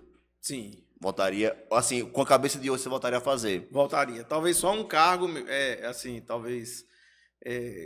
me geraria uma dúvida, que é os cargos relacionados à carreira da Defensoria Pública. Uhum. Mas eu acho que eu não tenho o perfil de ser postulante. Pronto. Sabe? Aí, hoje, para quem está querendo ser um juiz, qual é o conselho que você daria para essa pessoa? Quais seriam os passos que, olhando toda a sua trajetória que você teve, você voltaria, eu quero ser juiz amanhã, qual é os passos que eu vou dar? Qual conselho que você daria para um dos seus filhos gêmeos ou caçula? Veja, se uma pessoa está se avaliando assim, se deve ser juiz ou não, para mim, eu acho que ela tem que... A primeira avaliação que ela tem que fazer em relação a qualquer outra, a primeira é o seguinte: você tem coragem de enfrentar, por exemplo, a opinião pública, você tem coragem... eu não sou uma pessoa religiosa e tudo, mas vou trazer uma categoria bíblica aqui que é exemplar para isso. Quando Jesus foi preso, ele foi levado a 2 juízes, né? Ele foi levado a Herodes, que disse que não era com ele, e aí a causa voltou para Pilatos, que era o juiz romano. Herodes era o juiz lá dos judeus, né? Porque Roma permitia que você continuasse com seu, entre aspas, Estado, né? Não vamos achar que é esse Estado que a gente concebe hoje, mas com a sua organização ali comunitária. E Herodes, ele foi aquele que disse, não, eu estou aqui numa farra, eu não vou julgar. Bom, entregou a causa, digamos assim, devolveu a causa para Pilatos. E Pilatos faz aquela cena que, para mim, assim, é muito marcante para quem quer ser da magistratura, examinar aquela cena, que foi lavar as mãos. O juiz não pode lavar as mãos. Então, assim, por mais espinhoso que seja um determinado processo, uma determinada causa, você, quando ingressou na magistratura, você fez um compromisso de guardar, por exemplo, a Constituição Federal e o ordenamento todo, certo? Então, assim... contrariar muitas vezes é o papel do judiciário. Porque, voltando para essa questão do Estado, quando o Ocidente concebeu esse formato do Estado moderno, o Ocidente criou essa divisão de funções, né, que a gente chama de divisão de poderes, entregou 2 funções ao eleitor, ao popular. Né? Não vou usar nem essa palavra populismo, não é o caso. Ao popular, ou seja... por exemplo, governador de estado, quem recebe majoritariamente mais votos. é deputado, quem recebe é o voto proporcional, né? Uma coisa própria aí que não adianta a gente... Mas recebeu o voto. Mas aqueles impostos, os populares são impostos pelo povo. Mas quem foi para a magistratura foi para um poder que não é eleito. Notem.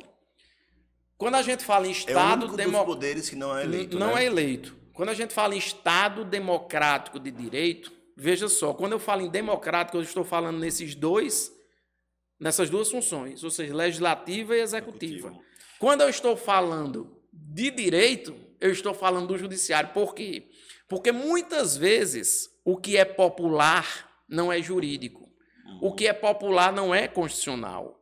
E o julgador, ele tem que ter essa coragem de enfrentar a opinião pública, de contrariar o que é majoritário. Coisa que o governador, por exemplo, o presidente da República, o prefeito, talvez não façam, porque se quer se reeleger, não tem nada mal nisso. Existe um conflito de interesses. Exatamente. Nessa situação. Então, por exemplo, relaxar uma prisão, né? Vamos usar aqui o exemplo penal, porque é um exemplo mais palpável, um exemplo que a gente tem mais visão na TV, lá no jornal, etc. O juiz relaxou a prisão de um grande traficante. Pronto, está tendo agora a liberação. Os requisitos estavam preenchidos? Os requisitos para essa prisão, a regra do jogo foi cumprida? Não. Se o juiz não faz isso, ele estará, portanto, descredenciado em relação àquele compromisso que ele fez de guardar a Constituição. Certo? Ele vai ser popular, mas não vai ser de direito. Então, ele vai ser democrático, talvez, né? Talvez, eu não sei, que a gente não apurou à vontade para aquela situação, mas não vai ser de direito. Então, se você não tem condição, certo, de enfrentar, por exemplo, a opinião pública, de contrariar, de cuidar, e agora fechando, daquilo que cuida o judiciário, ou seja, o que é uma democracia, é um governo da maioria, que não esmaga a minoria. E quem cuida da minoria? O judiciário. Aí você começa a pensar que você tem condição de ser um julgador. Só para finalizar agora, eu gosto de dizer muito a meus alunos, eu prefiro o juiz intelectualmente incapaz, aquele que devia ter estudado mais, não estudou, é muito ruim, devia ter estudado. Mas eu prefiro esse ao juiz frouxo. Ou seja, aquele que estudou, sabe que está decidindo errado, mas decide com medo. Né? Como o Pilatos fez, de lavar as mãos. Não vou lavar a mão aqui. Vocês querem que eu condene esse homem? Querem. Então, condeno. Então, a decisão é dele. O cabo que quer ser juiz não pode querer lavar as mãos. Tem que assumir a bronca pros peitos e vamos embora. E vamos embora. Agora, isso aí você já deixou o gancho perfeito para minha próxima pergunta que eu queria fazer, rapaz. Hoje em rede social, os couch potatoes, né, os evolução, enfim, é uma gíria inglesa, pô, que veio na cabeça, foi mal. Você tem um rosto internacional. Não, rapaz, não, enfim, é que a melhor expressão que eu vejo é esse, couch potato, que é saco de batata. Hoje é conhecido aqui como revolucionário do sofá. Você quer mudar o mundo sem antes nunca ter saído do sofá e acaba julgando todo mundo. O Tribunal da Internet. O Tribunal da Internet. Isso. O Tribunal do ódio, enfim, mil nomes que tem. Dentro dessa estrutura hoje, como é que um agente pode pegar o juiz de direito como exemplo para trazer mais para a nossa vida essa imparcialidade que o juiz tem que ter? Como é que a gente pode treinar essa imparcialidade no dia a dia? Porque eu vejo que naturalmente na sua rotina isso vem massivamente indo, assim como o podcast. Isso. Quem está desde o começo aí sabe que minha voz, minha dicção não era o que é hoje. Fui trabalhando, fui melhorando, assim como o treinamento que vocês têm. Então, como é que você vê isso? Quais os conselhos você daria para esse tribunal da internet que existe, que quer julgar? Posso falar o que é que eu pratico hoje? Eu assumo a minha ignorância. Se eu não tenho conhecimento sobre aquilo, se eu não tenho conhecimento sobre tudo, eu não comento, prefiro dizer que eu não sei. Às vezes acontece um crime... Quando tu acha que tu sabe, sem tu saber e comenta. Não, porque assim, por exemplo, quando vier um caso criminal que está em muita evidência, a galera começa foi isso, foi aquilo, ele matou por isso, por aquilo, eu falo, tem um processo aí? Tem. Eu só vou falar se eu ler o processo. Teve recentemente, né, o caso da menina Beatriz aqui em Petrolina. Eu escutei mil teorias. Nossa senhora. Era uma série de coisas. quando veio a realidade era totalmente outra. Ninguém acertou na que veio a realidade.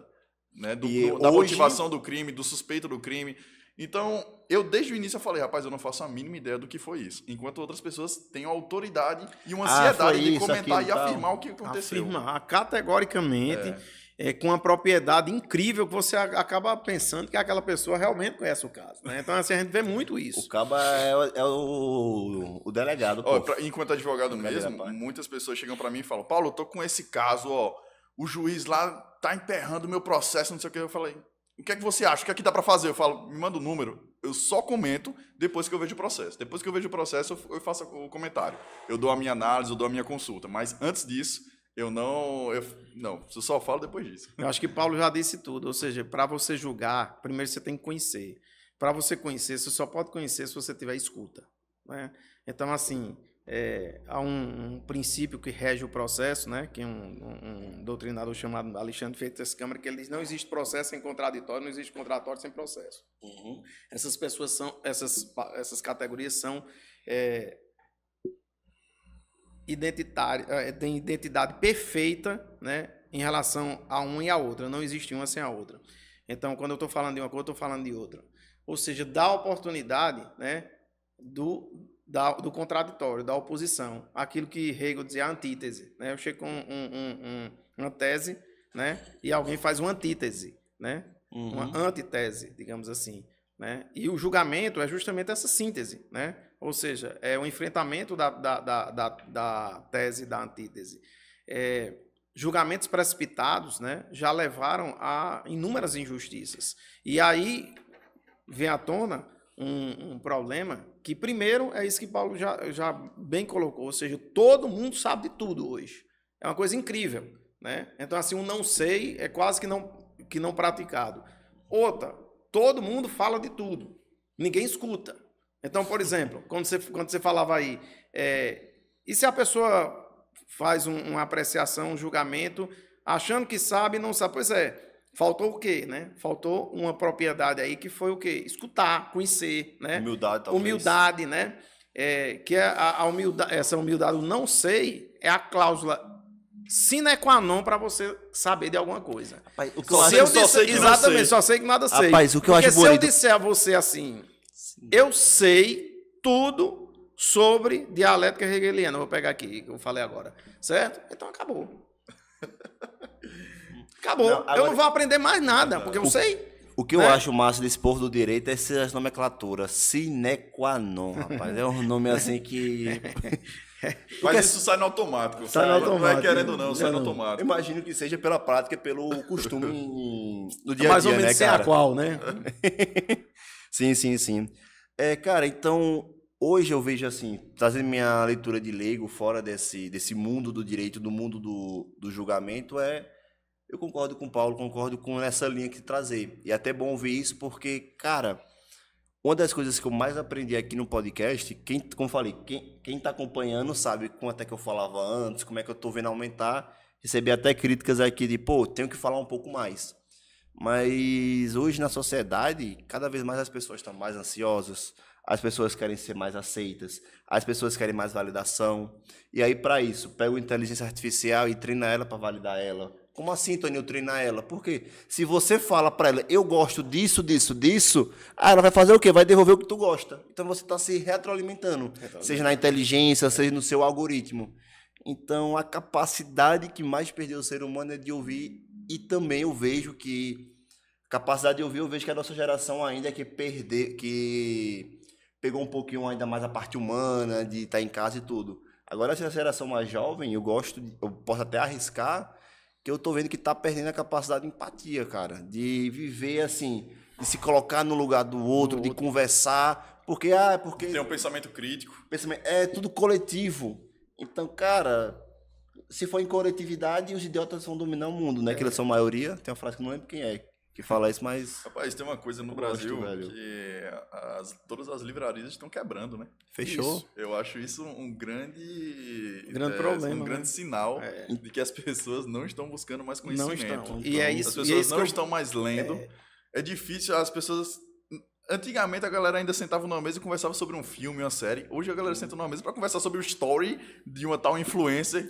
Tu viu que fulano traiu fulano. Mais. Você olha num bar, tá todo mundo, não sei se estão conversando ali, né, pelo WhatsApp. Um manda meme pro outro na mesma mesa e tá falando de outra pessoa na mesa pelo telefone, pô. Viu? Então, assim, essa questão, por exemplo, o que é essa simbologia da leitura, né? De você ler. É a simbologia de você se aprofundar em algo que lhe interessa, que é curioso para você. Eu sou muito curioso. É isso que o cientista faz. Eu sou curioso demais. Então, se a gente não retomar, né, esse espírito científico que ele precisa, que a gente já falou aqui, partir do não sei. A linha de base que Galileu Galileu fala. Quem sabe não vai buscar absolutamente nada. Exatamente. 2, buscar, que a leitura significa isso, né? Eu fico impressionado e não buscar resumos, lê o livro todo, eu fico impressionado com os dados que às vezes saem aí sobre a quantidade de livros que o brasileiro lê. Mas não é porque eu acho muito, pelo real que eu vejo assim. Eu digo, meu Deus, a gente chega a isso tudo. Fico até feliz. Eu fico até feliz, né? Me deu até um alívio. Eu até duvido, às vezes, assim, desse estado. Meu Deus, será que é isso mesmo? Mas veja. Metade deve mentir. A gente perdeu, né? com essa coisa das telas e tudo, a gente perdeu esses elos com os aprofundamentos analógicos, né? Com os livros, com a leitura, etc. Então, eu acho assim, não precisava existir um antagonismo entre o digital e o analógico. Precisava que os dois caminhassem juntos, né? São duas vias de você, por exemplo, você não vai imaginar que foi ruim ter criado o telefone. banco. Pois é, o celular aqui, que eu resolvo a questão bancária minha ali, que eu ficava 3 horas numa fila de banco para pagar uma conta. Então, isso não foi ruim. O ser humano ganhou qualidade de vida com isso, sem dúvida alguma. Mas ele não aproveita essas 3 horas que sobrou agora para ler, para se verticalizar nos temas, para ele aprofundar nos temas. Não. Ele fica 2 horas no TikTok. Ele fica 2 horas no TikTok e se disser aquilo ali, que o sol tá vindo aí bater na terra, ele vai olhar lá no Google se e se tiver sim, ele vai correr para debaixo do chão.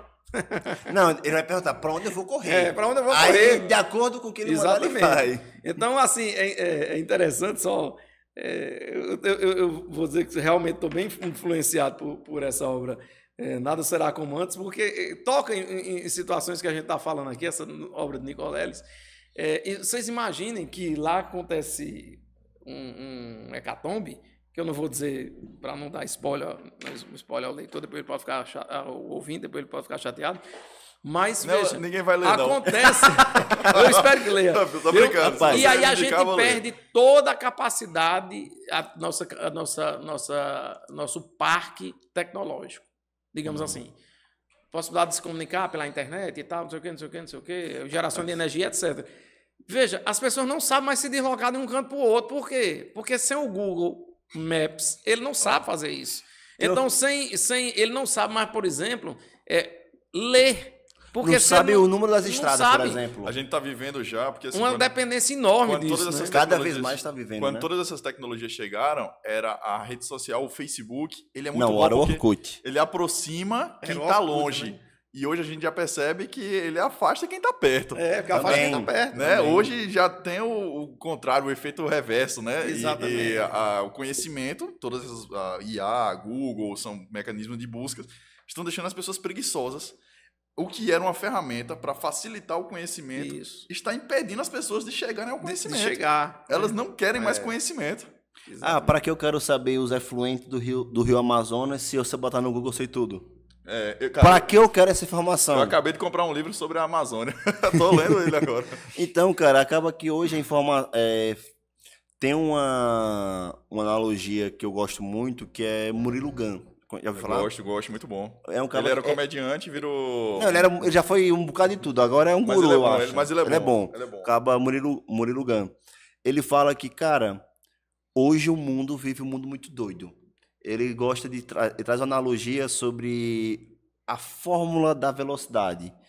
E ele fala que a fórmula hoje de vida é muito parecida com a fórmula da velocidade. Que é o quê? Hoje, a variação do espaço é o tempo passando.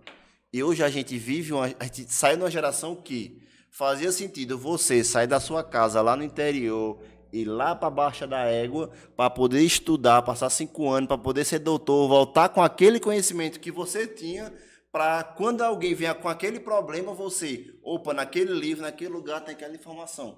Então fazia sentido todo esse trabalho de você pegar a informação.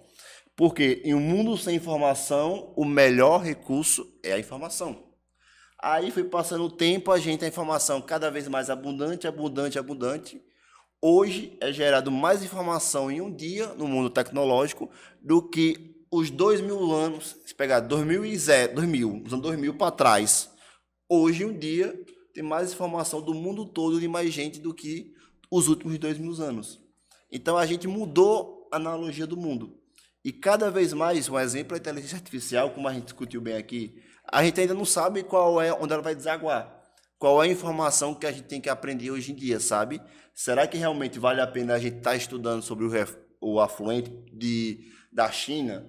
Uma discussão que tem do pessoal que gosta muito, será que não tem que estudar mais, sair da Europa e começar a estudar a matriz africana nas escolas? Porque a gente não sabe nada sobre isso. Não, nossos ancestrais não sabe nada sobre eles. Então, hoje eu vejo que a gente está entrando numa geração que cada vez mais está tendo uma discussão sobre o modelo de educação. Por quê? Desde que o mundo é mundo, o modelo de educação continua o mesmo.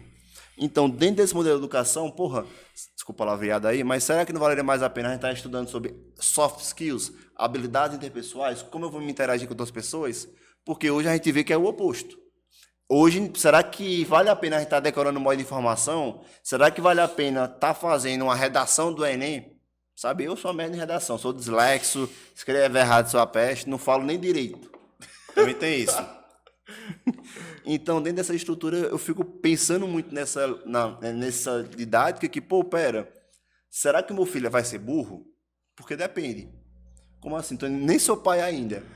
Mas, se for uma lógica matemática, eu não sabia escrever. Eu fui taxado de muitas vezes burro na escola porque eu não me adequava no modelo tradicional de escola. Agora, mas saia disso. Me dava matemática. Isso é capacitismo. Não, né? Eu estou falando como exemplo.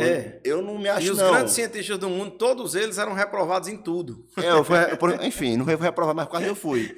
Mas o que eu vejo hoje é que nesse mundo de reter informação, a inteligência não é só lógico-matemática como a gente foi estudado na escola. Tem que ter essa questão que eu vejo que tem a magistratura. Eu vi nesse podcast conversando contigo, que a magistratura traz uma capacidade de ouvir extremamente grande. Aí você vai trazer... Outra garrafa de vinho. Isso aí, vai trazer... Deixa aí para o bastidor depois. Então eu vejo que a gente tem essa capacidade de melhorar cada vez mais a questão da gente como ser humano. Sim, então, vendo essa questão do direito, cara, eu adoraria fazer um podcast futuro para falar de Estado. Porque, para mim, uma das boas perguntas é: qual é o tamanho do Estado? Então, o Estado tem que fazer X, Y, Z? O Estado tem que ser proveniente da riqueza? Ou só controlar? Ou só monitorar? O Estado é protecionista? Enfim, qual é o tamanho do Estado? Mas, quantas vezes nesses últimos 3 anos eu tive uma discussão dessa do tamanho do Estado? Quantas vezes eu fui ouvir isso? A parte boa da internet hoje é que quem quer, vai atrás. Tem um lugar ali para se encaixar, para ouvir. Esse é o lado bom desse rio, né? Porque tem água límpida e tem água suja. Sim, sim. Mas você pode se infiltrar excelentes informações ali, né? De gente séria, que faz ciência, com metodologia, né? Que bota o seu trabalho científico ao crivo, né? Numa mesa de discussão, de avaliação por outros cientistas, por outros julgadores. Esse sim a gente deve acreditar. Mas uma leva de comentaristas de qualquer coisa que existe na internet, a gente tem que ter muito cuidado com essa turma. Tem. E cada vez mais a gente... A internet tá dando mais holofote a todo mundo, né? Então, eu acho que o que eu vejo, assim... Semana passada eu tive uma boa experiência que eu saí a pé aí, andei 160 km a pé, sabe? Teve essa loucura aí. Rapaz, eu saí andando a pé no meio dos matos. Mentira, no meio do mato não. Mas foi com um grupo de peregrinação, os Romeiros, que, cara, é uma experiência diferente, é uma experiência extremamente... Ave Maria, ano que vem todo novo. Gostei demais de andar a pé. Tá com saudade. E essa vivência, certo, que você fala aí, isso é muito importante, né? Sair do digital. Quando aqueles que foram os desbravadores da ciência Auguste Comte, Descartes e tudo, vai falar sobre método, eles sempre destacam essa questão da experiência. Você sair daqui, viver em outro lugar, conhecer aquele outro lugar, de modo que você consiga construir uma experiência, inclusive do que na antropologia depois se chamou de estranhamento, né?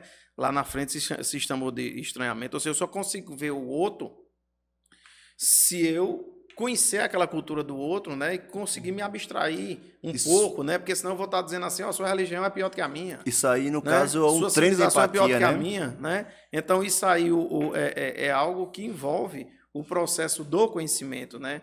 Essa coisa de realmente sair de casa, como você fez aí, fazer essa experiência. Isso aí eu tenho minha concepção de que aproveitar a vida é você experimentar diferentes tipos de música, diferentes tipos de cultura. Experiências diferentes de vida. Não, eu tiro assim, o melhor exemplo é o seu paladar. A maioria, grande maioria das pessoas são viciadas só em duas coisas, o doce e o salgado. Mas o paladar ele é capaz de apreciar o doce, o salgado, o agridoce, o apimentado. Então, existe uma série de outras coisas, de outros sabores que o seu paladar é capaz de apreciar. Da mesma forma, é a sua cabeça. Isso. E de acordo com que você vai evoluindo, tem uma frase que o paladar que se evolui, é muito fácil evoluir, mas é cada vez mais difícil regredir. Então, quando a gente começa... No momento que se expande, ela não volta mais. Não volta mais. Aí é outra fase de da haste, né? Mas, cara, Paulinho, eu quero lhe agradecer muito você ter vindo aqui. Eu vejo que se a gente puder adentrar em vários assuntos, a gente entraria aqui, certo? Mas vamos deixar isso. E se vocês aí da telinha gostaram do podcast e quer que Paulinho volte, rapaz, deixa aí o que é que vocês querem.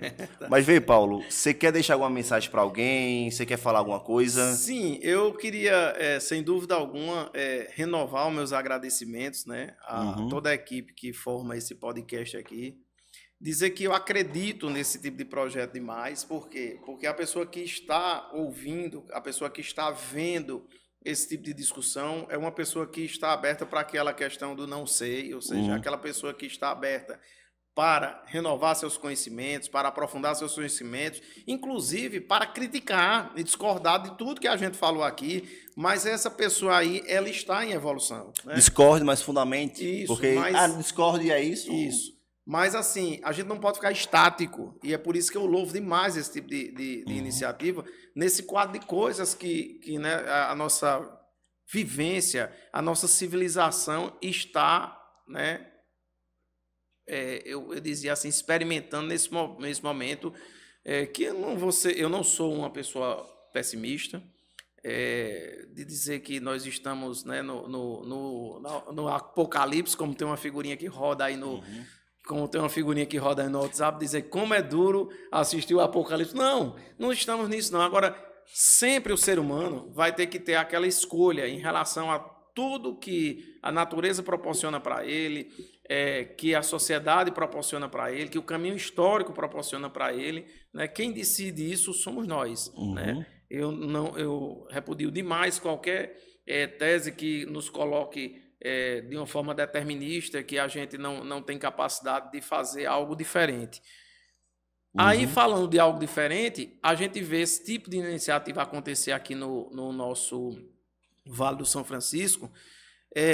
Para mim, me deixa muito esperançoso, né? Tá aqui com essa juventude aqui, né, de vocês, e debatendo esses assuntos que são tão caros e importantes para todos nós. Nesse momento final também eu queria fazer só uma observaçãozinha aqui, um marketing em relação ao nosso podcast lá. Pode fazer, rapaz, fica à vontade. Pois até, queria convidar o ouvinte... E até deixar a deixa também para vocês, queria convidar o ouvinte para assistir lá nos agregadores de podcast, o Impertinência Jurídica, um projeto de extensão da Universidade do Estado da Bahia. O NEB. O NEB, que eu coordeno com a professora Chile atualmente. Tem dois outros professores, o professor Luiz Antônio e o professor Pedro Henrique, que também nos ajuda lá, e de vez em quando a gente vai alternando essa coordenação. Esse podcast é um podcast de ciência política e direito. Nós discutimos diversos assuntos relacionados a estas áreas aí, especificamente. Convidá-los a ouvi-lo. Esse podcast, durante o período letivo, ele sai numa frequência a cada 15 dias. Convidar o ouvinte para ouvir os nossos debates lá. E dizer aqui a vocês que eu estou à disposição para quando quiserem retornar aqui, porque foi um momento muito maravilhoso que nós estamos gravando numa tarde, né? Foi uma tarde muito maravilhosa aqui de discutir esse tipo de assunto e ver o interesse, né, que esse podcast tem em difundir o conhecimento e discutir boas ideias e discutir ideias, porque tudo vale a pena quando não envolve a violência e o ódio que algumas discussões aí querem semear. Sim, sim. Quando a gente senta numa mesa com o foco de aprender, não tem como dar errado, né? E nisso eu lhe agradeço demais por ter aceitado o convite. Nisso, não se preocupe, rapaz, agora que só tem uma regra. 3 vezes tem que pagar boleto. Na hora. Paulo aqui já tá na Eu segunda. pensei que 3 vezes a gente ganhava uma garrafa de vinho. Aqui é diferente, rapaz. Aqui as contas tem que rachar também. Mas, cara, muito obrigado. Vou pedir também pro pessoal deixar também no thumbnail do nosso link do vídeo do YouTube o podcast de vocês, caso tenha interesse, tá certo? E aí, Paulo, quando lançar o nosso próximo episódio, do 1º de 2025, você me manda que a gente faz a divulgação também no Labuta. Nós estamos com 44 episódios hoje. Pronto. Quando lançar 45, você me manda pra a gente divulgar. Pode mandar que eu divulgo também. Pronto. E não se preocupe não, que em breve vamos conversar novamente aqui outros assuntos, Vamos viu? sim. Umas 3, 6 vezes, sempre múltiplo de 3, sabe? Gostaria também de agradecer demais as intervenções que vocês fizeram, certo? A gente que agradece. A participação de Paulo Henrique Siqueira aqui com a gente nessa tarde de hoje. Dizer a Antônio que estou aqui à sua disposição.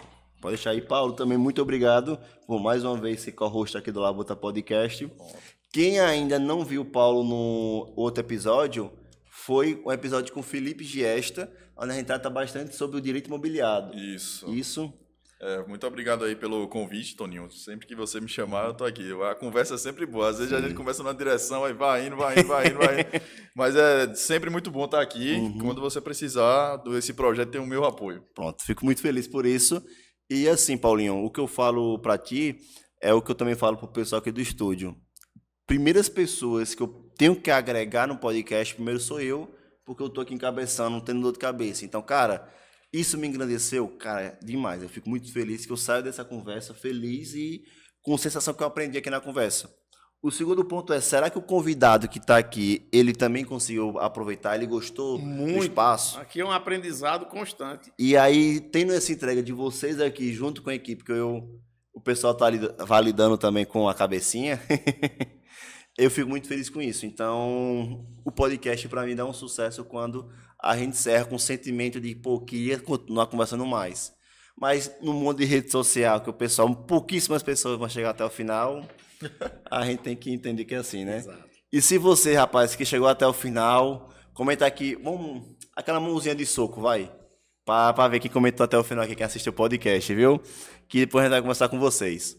Um forte abraço, agradeço a todo mundo que assistiu o podcast, a Paulinho e a Paulão, né? Vamos deixar assim.